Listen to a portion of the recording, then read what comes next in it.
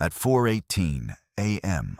on July 12, 2024, Daniel Vander Kolk stood beneath a Montmorency tart cherry tree near Traverse City, Michigan, watching his firmness gauge read 220 grams force, while his processing contract with Cherry Central Cooperative required harvest at 240 to 260 grams force for optimal pie filling quality. 55 years old. Third-generation cherry grower, 120 acres producing 480,000 pounds annually for processing markets. The weather forecast on his phone showed rain arriving in 36 hours with 4 consecutive days of precipitation that would split fruit on trees, causing cherries to absorb water, crack open, and become worthless for processing at losses exceeding $86,000 for his operation. Standard practice said wait 2 to 3 more days for cherries to reach optimal firmness before harvesting. His mechanical shaker crews were scheduled to begin at 6 a.m. His processing facility slot was confirmed for 8 a.m. delivery to meet the 4 to 6 hour tree-to-freezer timeline. And delaying harvest meant losing everything to rain damage. Vander Kolk called his crew coordinator. They'd harvest immediately at 220 grams force, accept the firmness penalty of 8 cents per pound from Cherry Central, and protect the crop from total loss. The 10 to 14-day harvest window for Michigan's entire tart cherry belt was about to compress into a 36-hour race against weather. Michigan's tart cherry belt operates as America's dominant pie cherry production region. 35,000 acres, producing 320 million pounds annually, supplying 75% of U.S. tart cherry consumption through mechanical harvest systems that shake entire trees while catching frames collect falling fruit for immediate transport to 15-plus processing facilities running 24/7.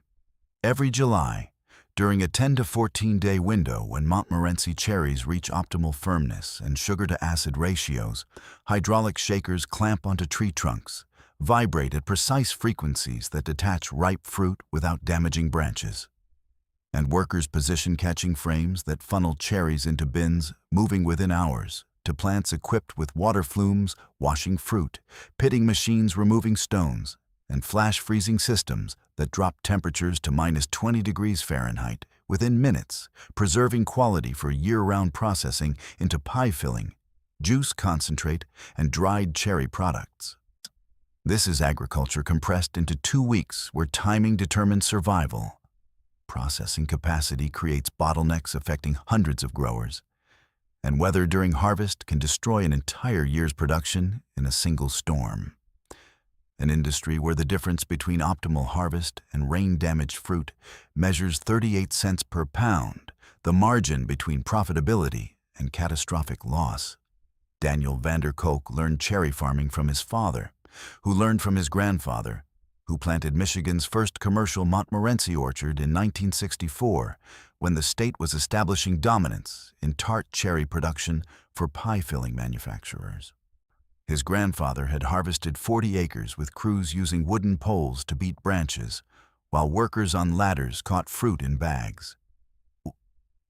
Labor-intensive methods that took 12 to 14 days to complete harvest with significant fruit damage. His father mechanized in 1985, purchasing the first over-the-row shaker systems that straddled tree rows and vibrated trunks, while integrated catching frames collected fruit, completing the same harvest in 4 to 5 days with minimal bruising. Vander Kolk took over in 1998, expanded to 120 acres, and invested $1.2 million in harvest equipment coordinating with processing facility schedules that required precise delivery timing. But mechanical efficiency created new vulnerabilities. When the entire industry could harvest in days instead of weeks, everyone harvested simultaneously, on overwhelming processing capacity and creating quality degradation as fruit waited for available facility slots. The mechanical shaker Vander Kolk's crew operated cost $180,000 new in 2019. The equipment featured hydraulic clamps that gripped tree trunks, a shaking mechanism vibrating at 18 to 24 Hz for 3 to 5 seconds per tree, and catching frames extending 24 feet in diameter that funneled falling cherries onto conveyor systems loading into 800-pound bins. The shaker processed 120 to 140 trees per hour when operating efficiently. Workers positioned frames, coordinated timing, and monitored for equipment malfunctions that could damage trees worth $8,000 to $12,000 each in replacement value. The system worked beautifully in optimal conditions. 240 to 260 grams force firmness, dry weather, and available processing capacity. But real conditions rarely aligned perfectly. The economics were processing dependent and quality sensitive. At contract rates of 72 cents per pound for cherries meeting firmness and color specifications, each acre yielding 4,000 pounds generated $2,880 in gross revenue. Tree maintenance costs ran $420 per acre for pruning, disease control, and pest management. Tart cherries faced constant pressure from cherry leaf spot, brown rot, and cherry fruit fly. Fertilizer added $185 per acre. Harvest costs, including mechanical shaking and transport, $520 per acre, the largest single expense reflecting specialized equipment and tight timing requirements. Processing fees paid to Cherry Central, 12 cents per pound, totaling $480 per acre. Total costs, $1,605 per acre against $2,880 revenue. That left $1,275 profit per acre before equipment depreciation and land costs. Across 120 acres, Vanderkolk generated $345,600 in gross revenue and maybe $153,000 in operating profit. After depreciation and loan payments, actual net income around $74,000. But if fruit harvested under firm tested below 240 grams force, Cherry Central imposed 8 cents per pound quality penalties, reducing revenue to 64 cents per pound and profit to $955 per acre. If rain split cherries before harvest, the fruit became worthless and entire season revenue disappeared. The margin between optimal harvest and disaster measured in hours. At 6:40 a.m., the shaker crew had completed 28 trees across 1.2 acres. The cherries were coming off at consistent 218 to 222 grams force. Softer than optimal, but within range where processing remained viable. Vanderkolk sampled fruit, checked color, deep red, acceptable. Tested sugar content, 16.8 bricks, good. And monitored for disease symptoms, clean. The quality was fine, except for firmness. His processing coordinator from Cherry Central called at 7:15 a.m. "Daniel, we're seeing unusual volume this morning. Everyone's harvesting ahead of the rain forecast. Our current intake capacity is running 4 to 6 hours behind schedule. Your 8 a.m. slot is now projected for 2 p.m. The delay created immediate problems. Cherries harvested at 6 a.m., sitting in bins until 2 p.m. meant 8 hours of exposure where fruit temperature rose, respiration accelerated, and quality degraded. The 4 to 6 hour tree-to-freezer target became meaningless. Processing delays turned optimal fruit into marginal fruit and marginal fruit into rejected fruit. What are my options? We've got emergency capacity at our secondary facility in Frankfurt. They can take delivery at 11 a.m., but their freezing system is older. It'll work, just takes 8 hours instead of 4 hours to reach final temperature. Product quality will be acceptable, but not premium. Vanderkolk accepted. Deliver to Frankfurt at 11 a.m., accept the slower freezing protocol, and protect fruit from extended warm bin exposure. The coordination problem wasn't his fault, but he'd absorbed the consequences anyway. His daughter Sarah arrived at 8:50 a.m., to help coordinate the multi-orchard logistics.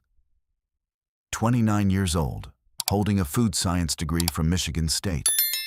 She'd worked the operation for 5 years while analyzing consolidation patterns in Michigan cherry production. Sarah tracked data showing tart cherry acreage declining from 42,000 acres in 2005 to 35,000 in 2024, while average orchard size increased from 65 acres to 102 acres. Mid-sized operations were disappearing as processing coordination requirements and weather vulnerability created pressures favoring either large operations with diversified timing or complete exit from cherry production. Dad, we're harvesting under firm fruit ahead of weather, delivering to secondary facilities with slower processing, and accepting quality penalties. Meanwhile, we're generating $74,000 annually from an operation requiring $1.2 million in specialized equipment. That's cherry farming. Timing windows measure in days. Weather determines survival. Processing capacity creates bottlenecks we can't control. Then maybe the business model doesn't work anymore at our scale. Large operations running 600+ acres can negotiate dedicated processing slots and absorb weather losses across diversified plantings. We can't. Van der Kolk understood. His daughter was identifying the structural problem that no amount of operational excellence could solve. The cherry industry's 10 to 14-day harvest window concentrated production into brief periods where processing facilities operated at maximum capacity. Weather events affected everyone simultaneously, and coordination failures cascaded through systems affecting individual growers who lacked negotiating power or operational flexibility. By 1:40 p.m., the crew had harvested 62 acres. The fruit, 248,000 pounds at average 220 grams force firmness, was being delivered to Frankfurt's secondary facility for slower protocol freezing. Van der Kolk calculated the economic impact. 248,000 pounds at 72 cents per pound should generate $178,560 revenue.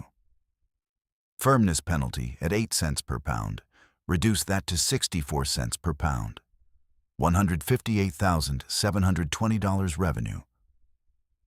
Operating costs for 62 acres, $99,510. Net profit, $59,210. That's $955 per acre versus the projected $1,275 per acre under optimal conditions. The 25% margin reduction came from weather timing forcing early harvest and processing bottlenecks, creating quality compromises. The rain arrived July 14th as forecast. Van der Kolk had completed 104 acres of harvest just ahead of precipitation. But his remaining 16 acres, late maturing trees on north-facing slopes, got rained on while fruit hung on trees. The precipitation lasted 38 hours. When it stopped July 16th, 40% of fruit on the remaining trees showed split damage where water absorption had cracked skins. The damaged fruit was worthless for processing. Processors rejected split cherries because broken skins allowed bacterial contamination during storage. His final 16 acres, projected for $20,400 profit, generated zero revenue and represented total loss of $25,680 in operating costs already invested in those trees for the season. Daniel Van der Kolk compiled final numbers for 2024 on July 22nd, after completing what harvest remained viable. First, 62 acres at reduced quality, $158,720 revenue, $99,510 costs, $59,210 profit. Next, 42 acres harvested July 13th under similar conditions, $107,520 revenue, $67,410 costs, $40,110 profit. NAR final 16 acres with 40% split damage. Partial harvest of usable fruit generated $18,240 revenue, $25,680 costs, $7,440 loss. Combined totals: $284,480 revenue, $192,600 costs, $91,920 profit for the year. His projected profit had been $153,000. Weather timing and processing constraints had destroyed 40% of expected earnings. He met with Sarah on July 28th to discuss succession and business viability. Sarah presented analysis showing Tart Cherry operations faced systematic vulnerabilities that mid-sized orchards couldn't manage. Concentrated harvest windows creating processing bottlenecks. Weather events affecting entire regional production simultaneously. And quality specifications requiring precision timing that favored large operations with dedicated processing relationships or complete vertical integration into processing ownership. Sarah, your grandfather planted these trees in 1964. 60 years of Michigan cherry production expertise. We're just going to walk away because we can't control weather during a 2-week harvest window. Dad, the expertise doesn't disappear. But applying it profitably requires either scale we can't achieve or vertical integration we can't finance. Orchards running 600 acres negotiate processing priority and absorb occasional weather losses. Operations that own processing facilities control their own bottlenecks. We're stuck in the middle. Too large to operate simply, too small to control the variables that determine success. She showed him 3 options. Sell to larger cherry operations consolidating acreage. Lease the orchard to operators with established processing relationships. Or exit cherry production entirely and convert land to wine grapes where harvest windows extended across 6 to 8 weeks instead of 10 to 14 days. And processing bottlenecks were less severe. Daniel Vander Kolk sold 120 acres to a regional cherry corporation managing 840 acres across 3 Michigan counties in fall 2024. The sale price, $28,000 per acre for mature Montmorency orchard, generated $3.36 million gross. After settling debt, Vander Kolk netted $1.8 million. Sarah took a position with Cherry Central Cooperative as a quality control manager, using her Michigan State food science education and family cherry knowledge to optimize processing protocols for the orchards that had replaced her family's operation. Michigan's 35,000 acres continue producing 320 million pounds of tart cherries annually, supplying 75% of U.S. consumption. They are processing through facilities operating 24/7 during the 10 to 14-day July harvest window. The mechanical shakers vibrate trees regardless of ownership structures. The catching frames collect fruit regardless of which families planted the orchards. The flash freezing systems preserve quality regardless of who delivers the cherries. The system functions through precision timing that family operations developed, but can no longer execute profitably at scales too small for processing priority or weather risk absorption. The cherries flow to pie filling, juice concentrate, and dried fruit products. The families transition to corporate employment managing systems that consumed their production legacy. If this story moved you, please like and subscribe. Your support helps us preserve these histories of American agriculture's transformation. Tell us in the comments where you're watching from and whether you understand the harvest window pressures crushing family fruit growers. Thank you for keeping their stories alive.